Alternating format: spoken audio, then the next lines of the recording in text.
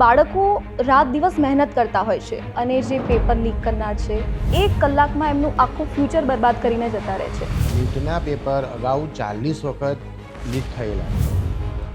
હવે સ્ટુડન્ટ ખાલી અત્યારે એટલું માંગી રહ્યા છે ટ્રાન્સપરન્સી હોય, જેમની સીટ બીજા લઈ જાય છે, મહેનત બીજા કરે અને ફળ બીજાને મળે। આ એક એવો મેસેજ હતો કે માત્ર એ એજ્યુકેશન પૂરતો મર્યાદિત નહોતો। યુવાનો માગી રહ્યા છે। અત્યારે મોટા મોટા કોચિંગ સેન્ટરો છે, કરોડોનું ટર્નઓવર કરે છે। શું લાગે છે આજે પેપર લીક થાય છે એ આ કોચિંગ માફિયાઓ સામેલ હોય છે, કેટલાક અધિકારીઓ પણ તેમની સાથે સામેલ હોય છે। બીજેપી એક જ વસ્તુ ઉપર ચાલી રહી છે કે ગમે તેમ કરીને ડરાવો ધમકાવો અને સરેન્ડર કરાવો।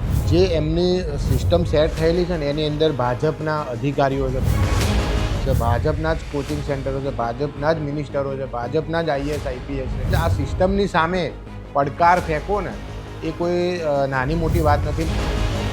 એટલે આ બીજેપીની સરકાર એ કોઈ ન્યાય આપવાવાળી સરકાર નથી।